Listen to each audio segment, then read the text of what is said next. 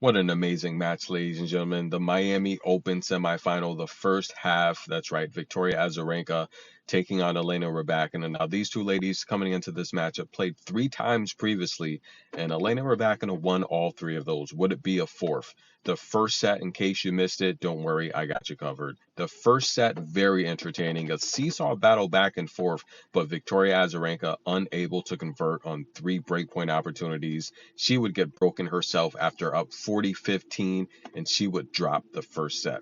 However, the second set, a complete 180. I don't know what was going on with Elena Rybakina, but it looked like she did not want to play. Her productivity level dropped. Looked like she was tired, fatigued. And stay tuned. I will play a clip as she explains what happened in the second set. Go watch the previous video I did. I talked about the subject matter, and of course, what I said was correct. It proved to be true as Elena Rybakina confirmed why her productivity dropped in the second set. Now, look, Vika had so many Jordan fist pumps in the second set. It looked like she was an MMA fighter. She destroyed Rybakina in the second set. And much of that I thought was just Rybakina either being tired, fatigued, heavy from eating, bananas or, different substances during the changeover, in particular bananas, right? Bananas literally, in my personal opinion, they make you heavy when you're competing. It can cause upset stomachs. It's a heavy food. It's a very dense, nutrient rich food. And if you eat too much of them, you will get heavy and it will slow you down. But nonetheless, I just felt the second set was something was wrong with Rybakina. I got scared there for a minute. I'm like, is she injured? Now, I told you to take Victoria on the alternate spread. She covered that. I knew she would. I took her to actually win a set. But in terms of the match, no. I told you guys, Elena Rybakina, she's going to make the final. Now, I personally felt, and I agree with Sophie, she did an amazing job of calling this match.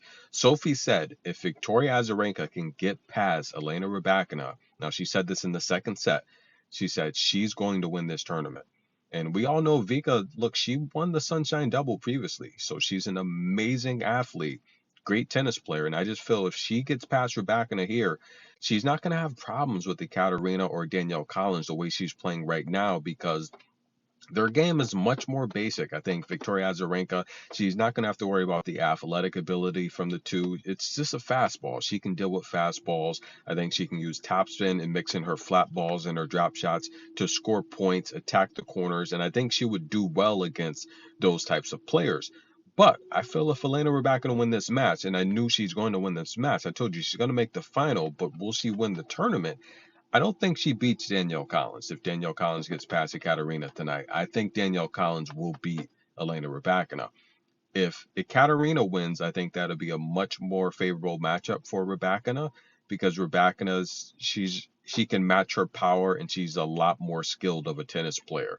Now, this particular matchup here would go three. Vika was down 4-2 in the third set. She would come back, tie it up at 5. She would go up 6-5 on serve, but Elena Rybakina would blast off literally couple aces, head into the tie break, not dropping a point. And this is where I feel a veteran player's got to take her time.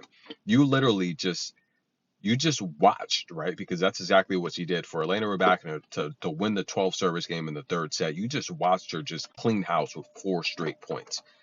Veteran leadership. I feel Vika should have used that service clock, take her time, gather her thoughts, gather her composure, and focus on that one point. Because if you don't win that point, you got the best server on tour right now about to blast off possibly 2 aces and go up 3-love. And that's exactly what happened as Elena Rybakina will go up 5-love in the tiebreak. And this match is over. It was over. I told you in the previous video, if you can get Rybakina right now on the money line, get her. She's not going to lose this match because she was an underdog at one point when Vika went ahead in the third set, 6-5. So, but nonetheless, guys, I just felt Vika should have took her time on serve in that tiebreak. Take your time. This is all you got. Vika's not going to have many more chances to go deep in these draws. I just felt she had an amazing draw.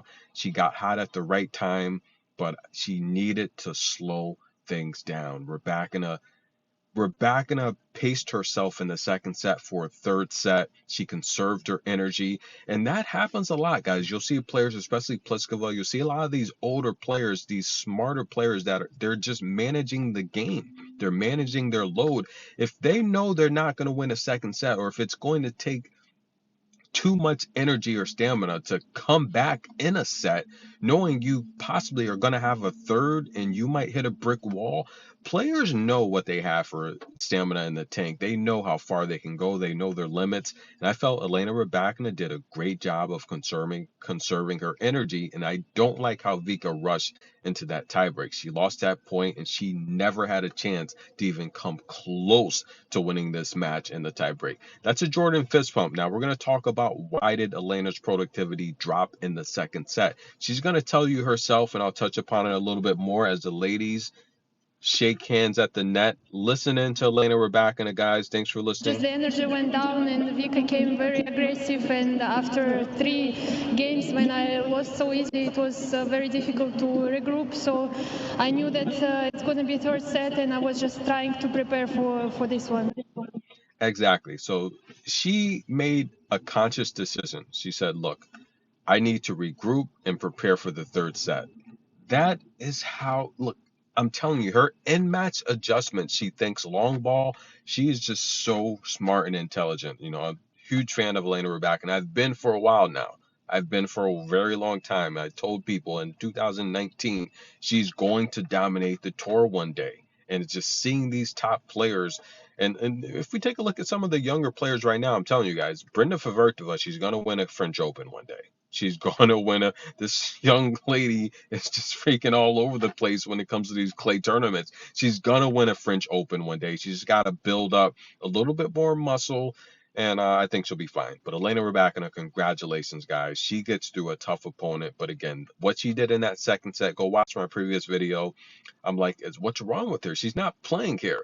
Yes, she's conserving energy, preparing for a third set showdown. If we take a look here, Vika did have more points, guys. That's right, guys. 95 points to 88, but she would lose a match. 11 aces from Rybakina. She reduced her double faults. Amazing, guys. A lot of errors from Rybakina's racket. I don't think she can get away with that taking on Danielle Collins next round.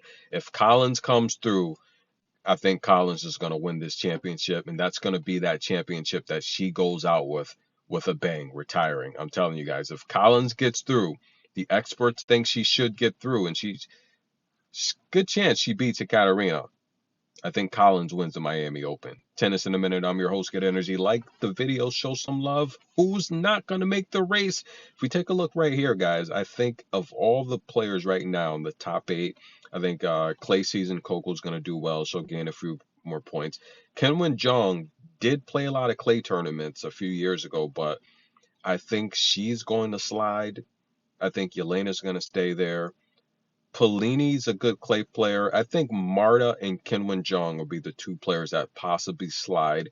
Who will come out in the who will improve in the top 12? I think Emma Navarro she'll have a chance to improve. But I think Anna Kalinskaya is playing good tennis. I see her after clay season, I see her being inside the top 8. But we'll be back, guys. Danielle Collins taking on Ekaterina Alexandrova. Great matchup coming. We'll see you soon.